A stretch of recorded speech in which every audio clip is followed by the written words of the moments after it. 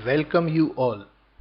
Microsoft word part 10 में आज हम जो जानने वाले हैं वो जानने वाले हैं पिक्चर्स और क्लिप आर्ट के बारे में। इससे पहले कि हम अपनी क्लास को शुरू करें, एक रिकैप ले लेते हैं कि पिछली क्लासेस में हम लोगों ने क्या क्या काम कर लिया है। तो डियर स्टूडेंट्स, हम लोग माइक्रोसॉफ्ट वर्ड में बॉर्डर करना सीख चुके हैं, शेडिंग करना सीख चुके हैं।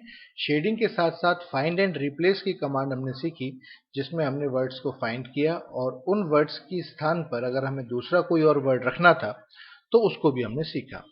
इसके बाद हम लोगों ने टेबल क्रिएट किया था। टेबल क्रिएट करने पर हमने 2 क्लासेस ली थी, जिसमें एक सिंपल टेबल क्रिएट करना और फिर टेबल से रिलेटेड सभी डिफरेंट ऑप्शंस को हम लोगों ने सीख लिया है।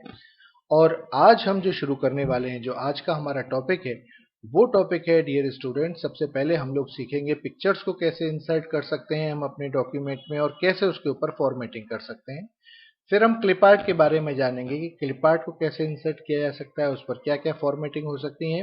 फिर शेप्स के बारे में जानेंगे और फिर जानेंगे हाइपरलिंक के बारे में। तो शुरू करते हैं अपनी क्लास और स्टार्ट करते हैं इंसर्टिंग पिक्चर्स टॉपिक के साथ। तो सबसे पहले हम ये जान लें कि पिक्चर्स क्या होती हैं। तो डियर स्टूडेंट्स, पिक्चर्स जो हैं वो हमें अलाउ करती हैं कि हम अपने कंप्यूटर में जो स्टोर हैं पहले से पिक्चर्स, उन्हें अपने डॉक्यूमेंट में इंसर्ट कर सकें। कई बार क्या होता है कि हमें अपने डॉक्यूमेंट में कोई फोटो वगैरह इंसर्ट करनी होती है जो हमारे कंप्यूटर पर या पेन ड्राइव में अवेलेबल होती है और हम चाहते हैं कि वो हमारे डॉक्यूमेंट में भी दिखाई दे। तो ऐसा करने के लिए हमारे पास जो ऑप्शन है वो पिक्चर्स की ऑप्शन है और ये ऑप्शन आपको मिलेगी, आपको पिक्चर्स नाम की ऑप्शन में मिलेगी जो इलस्ट्रेशन ग्रुप में है, और इलस्ट्रेशन ग्रुप आपको इंसर्ट नाम के टैब में मिलेगा। तो आइए देखते हैं कि किस प्रकार से पिक्चर्स इंसर्ट की जा सकती है और उनके ऊपर क्या क्या फॉर्मेटिंग की जा सकती है। मूव करते हैं माइक्रोसॉफ्ट वर्ड की तरफ और माइक्रोसॉफ्ट वर्ड में हम चलते हैं सबसे पहले इंसर्ट टैब में। तो डियर स्टूडेंट्स, ये इंसर्ट टैब है और इंसर्ट टैब के अंदर ये इलस्ट्रेशन नाम का ग्रुप है। इस इलस्ट्रेशन ग्रुप के थ्रू आप पिक्चर इंसर्ट कर सकते हैं, क्लिप आर्ट इंसर्ट कर सकते हैं, शेप्स इंसर्ट कर सकते हैं, स्मार्ट आर्ट इंसर्ट कर सकते हैं और चार्ट भी इंसर्ट कर सकते हैं। तो क्योंकि हमारा टॉपिक पिक्चर से रिलेटेड है तो पहले मैं पिक्चर्स पर क्लिक करता हूं। तो जैसे ही मैं इंसर्ट टैब में पिक्चर्स ऑप्शन पर क्लिक करूंगा, वैसे ही मेरे सामने एक डायलॉग बॉक्स आएगा जिसमें ये पूछा जाएगा कि आपको कौन सी पिक्चर इंसर्ट करनी है। तो आपकी जो भी लोकेशन है पिक्चर की, जहां पर भी आपने अपने पिक्चर को इंसर्ट किया हुआ है, आपको वहां उस लोकेशन पर मूव करना है और मूव करने के बाद अपने उस फोल्डर को ओपन कर लेना है जिसमें आपने पिक्चर इंसर्ट की हुई है। तो मैंने कुछ पिक्चर्स सेव्ड पिक्चर में डाली हुई हैं जो मेरे सामने आ गई।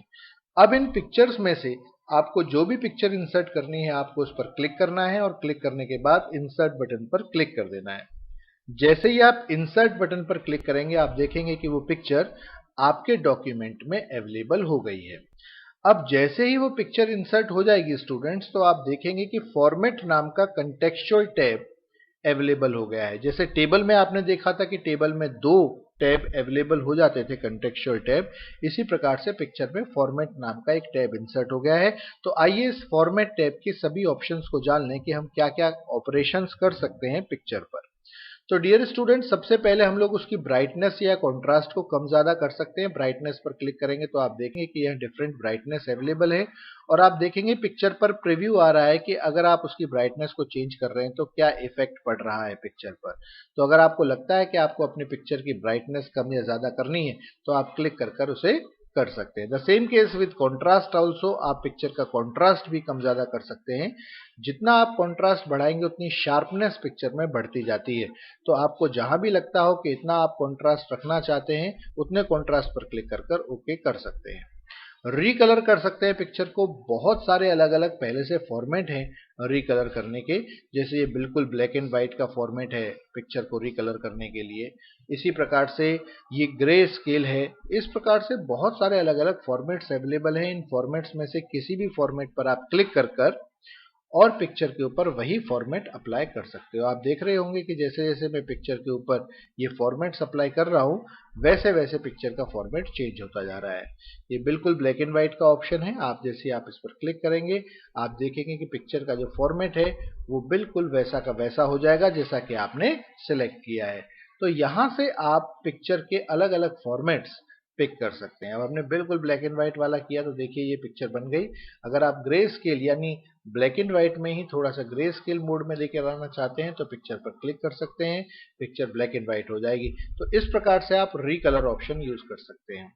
आपको यदि लगता है कि आपकी पिक्चर का साइज ज्यादा बड़ा है, यानी कई एमबीज की पिक्चर है और आप उसे कंप्रेस करना चाहते हैं, छोटा करना चाहते हैं ताकि आप उसका मेल भेज सकें, तो आप उसे कंप्रेस भी कर सकते हैं।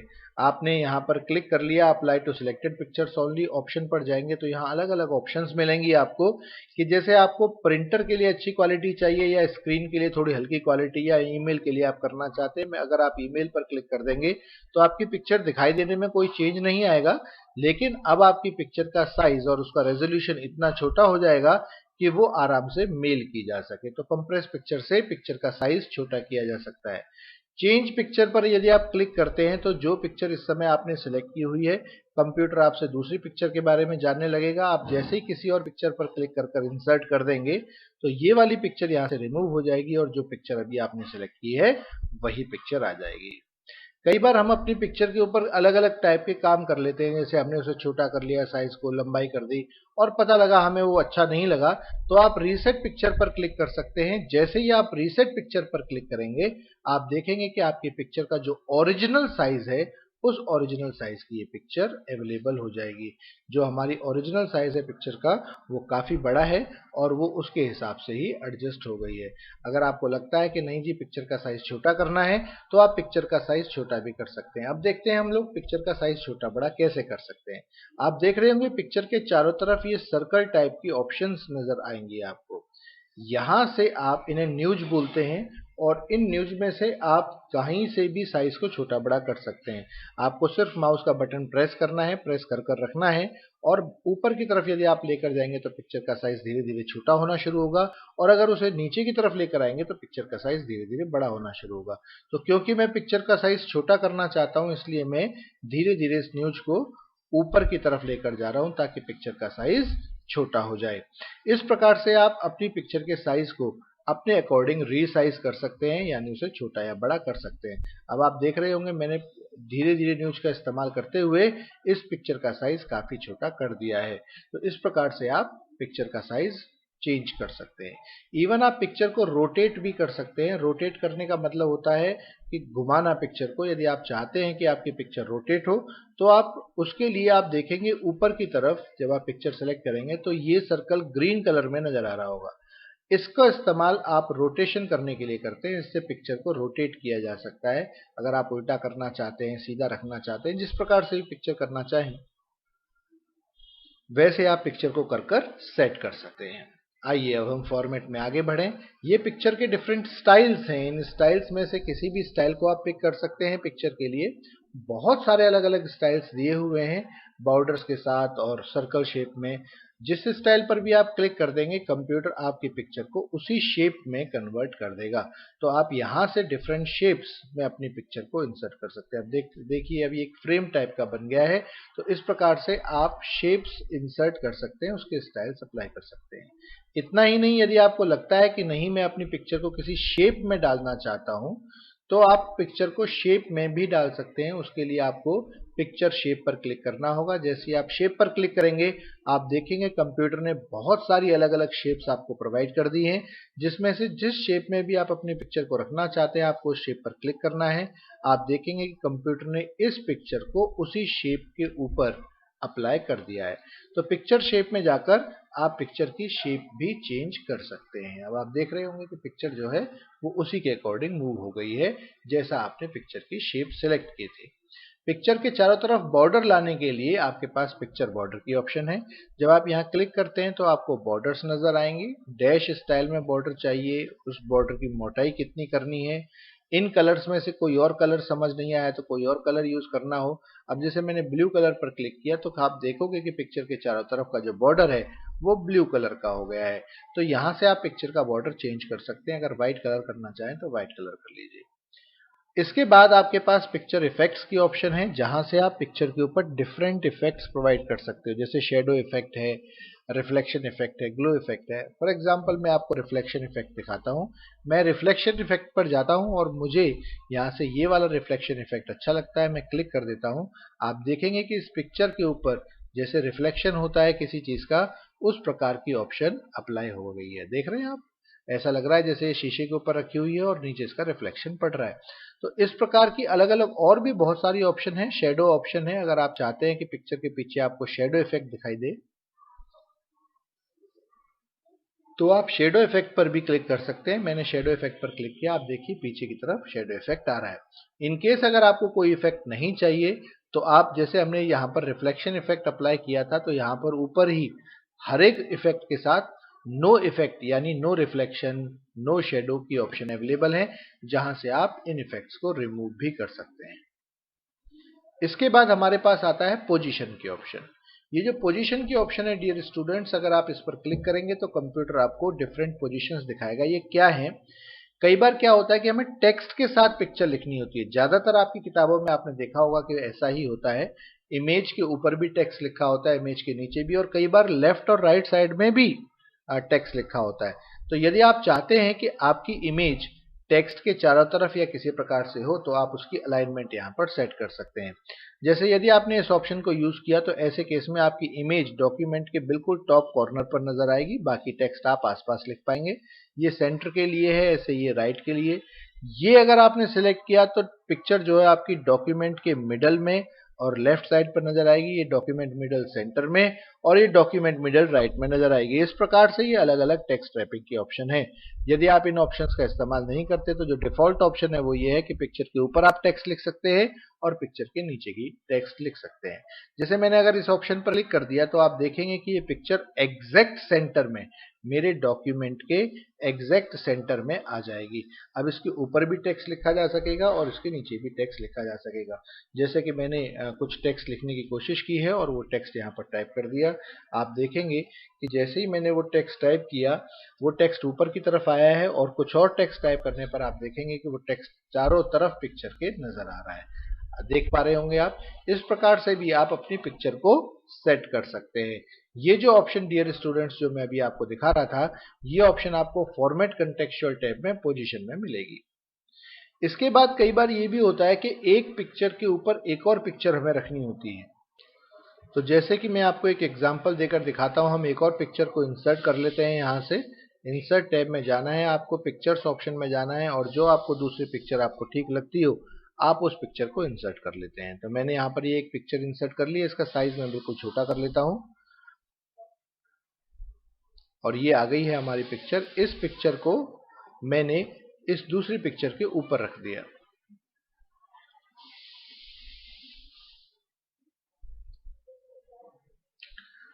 अब कई सिचुएशंस में ऐसी स्थिति आती है कि आप जो ऊपर वाली पिक्चर है उसे पीछे की तरफ रखना चाहते हैं और पीछे वाली पिक्चर को ऊपर की तरफ लेकर आना चाहते हैं, लेकिन वो पॉसिबल नहीं हो पाता जब बाय डिफॉल्ट आप पिक्चर को किसी को इंसर्ट करते हैं। लेकिन मैं ऐसा चाहता हूं तो इसके लिए हमारे पास ब्रिंग टू फ्रंट और सेंड टू बैक की ऑप्शन है। आपने अगर ऊपर वाली पिक्चर सेलेक्ट कर रखी है तो आपको इसे पीछे की तरफ भेजना है, तो सेंड टू बैक ऑप्शन का इस्तेमाल करेंगे आप। जैसे ही आप सेंड टू बैक ऑप्शन का इस्तेमाल करेंगे, यहाँ आप देखेंगे कि बहुत सारे अलग अलग सेंड टू बैक के स्टाइल हैं, कि आप सेंड टू बैक कई सारे ऑब्जेक्ट्स में करना चाहते हो, सेंड टू बैक दो ही ऑब्जेक्ट्स के बीच में करना चाहते हो, या सेंड बिहाइंड टेक्स्ट यानी टेक्स्ट के कंसर्न में करना चाहते हो। तो आपको लगता है कि यदि आपके दो ही ऑब्जेक्ट हैं और आप उन्हें एक ऑब्जेक्ट को पीछे और एक ऑब्जेक्ट को आगे की तरफ मूव करना चाहते हैं, तो आप सेंड टू बैक की ऑप्शन लेंगे। द सेम केस ऐसे ही ब्रिंग टू फ्रंट की ऑप्शन है। ब्रिंग टू फ्रंट तब होगा जब पीछे वाली पिक्चर आपने सिलेक्ट की हुई होगी, तो ऐसा करने पर आप ब्रिंग टू फ्रंट या ब्रिंग फॉरवर्ड ऑप्शन का इस्तेमाल कर सकते हैं। जैसे कि इस समय मेरे सामने ये पिक्चर आ रही है और मैं चाहता हूं कि ये वाली जो पिक्चर है ये पीछे की तरफ चली जाए, तो इसके लिए मुझे फॉर्मेट में जाकर सेंड टू बैक की ऑप्शन पर क्लिक करना होगा। जैसे ही मैं सेंड टू बैक की ऑप्शन पर क्लिक करूंगा, आप देखेंगे कि ये पिक्चर पीछे की तरफ चली गई। द सेम केस यदि आपको इस पिक्चर को आगे की तरफ लाना है तो आपको ब्रिंग टू फ्रंट पर क्लिक करना होगा, ये पिक्चर आगे की तरफ आ जाएगी। टेक्स्ट रैपिंग, पिक्चर के ऊपर टेक्स्ट लिखा जा सकता है या नहीं लिखा जा सकता, उसके लिए आपको टेक्स्ट रैपिंग की ऑप्शन मिलती है। जैसा कि आप जानते भी हैं, टेक्स्ट रैप का मतलब होता है टेक्स्ट से कवर कर देना किसी चीज को। तो यहाँ पर आपके पास इस पिक्चर से रिलेटेड कई सारी ऑप्शंस है, जैसे इन लाइन विद टेक्स्ट चाहिए आपको। हर एक के आगे आइकन बनाए जो बताता है कि पिक्चर कुछ इस प्रकार से होगी। जैसे यदि आप टाइट ऑप्शन का इस्तेमाल करेंगे तो आप देखेंगे कि ये पिक्चर्स जो हैं, जहां भी आप इसे टेक्स्ट के बीच में रखेंगे, टेक्स्ट के चारों तरफ आपको टेक्स्ट के बीच में पिक्चर नजर आएगी और उसके चारों तरफ आपको टेक्स्ट नजर आएगा। लेकिन यदि आपने ऑप्शन सिलेक्ट कर दी टॉप एंड बॉटम, तो आप देखेंगे पिक्चर के ऊपर और नीचे ही टेक्स्ट होगा, पिक्चर के लेफ्ट या राइट साइड में कोई टेक्स्ट नहीं होगा। द सेम केस अगर आपने ऑप्शन सिलेक्ट कर ली बिहाइंड टेक्स्ट, तो जैसा कि नाम से ही क्लियर हो रहा है, अब पिक्चर के ऊपर टेक्स्ट लिखा जा सकता है और ये पिक्चर टेक्स्ट के पीछे की तरफ आपको नजर आएगी। तो ये ऑप्शन आपके पास टेक्स्ट रैपिंग के हैं। इसके अलावा भी हमारे पास कुछ ऑप्शन है, जैसे ये अलाइनमेंट के ऑप्शन है जो मैंने अभी अभी आपको कराए। पोजीशंस में जितनी थी वो सब चीजें अलाइनमेंट्स में थी। इसी प्रकार से आपको पिक्चर को रोटेट करने के ऑप्शन से, मैंने रोटेट करना आपको यहाँ से सिखाया। आप रोटेट यहाँ से भी कर सकते हैं, वर्टिकल फ्लिप कर सकते हैं, हॉरिजॉन्टल फ्लिप कर सकते हैं, 90 डिग्री के एंगल में मूव कर सकते हैं। तो जैसे भी आप चाहें अपनी पिक्चर को रोटेट भी यहाँ से कर सकते हैं। मैंने आपको साइज को यहीं से ऑटोमेटिकली छोटा या बड़ा करना सिखाया था। यदि आपके पास साइज फिक्स है, जैसे कई बार ये होता है कि हमें ये कहा जाए कि पिक्चर आपको 2x2 की ही बनानी है, तो ऐसे केस में आपको साइज हेल्प करेगा, जहां आप उसकी हाइट और विड्थ अपने अकॉर्डिंग दे सकते हैं। कंप्यूटर उतनी ही हाइट और विड्थ कर देगा जितनी हाइट और विड्थ आपने यहाँ मेंशन कर दी है। जैसे यहाँ पर 2 कर दी है और यहाँ पर मैं 2 कर देता हूँ और एंटर प्रेस कर देता हूं, तो आप देखेंगे हमारी पिक्चर का साइज वही हो गया है जो हमने साइज मेंशन किया था। तो इस प्रकार से डियर स्टूडेंट्स, पिक्चर को इंसर्ट भी किया जा सकता है और उनके ऊपर डिफरेंट ऑपरेशंस भी किए जा सकते हैं। किसी भी पिक्चर को यदि आप डिलीट करना चाहते हो तो बहुत सिंपल है, आपको क्लिक करना है और डिलीट का बटन कीबोर्ड से प्रेस कर देना है। वो पिक्चर आपके डॉक्यूमेंट से रिमूव भी हो जाएगी। तो डियर स्टूडेंट्स, आज की क्लास में हमने पिक्चर्स के बारे में सारी जानकारी ले ली है। कल के दिन हम क्लिप आर्ट के बारे में और शेप्स के बारे में जानकारी लेंगे। तब तक के लिए have a nice day dear students.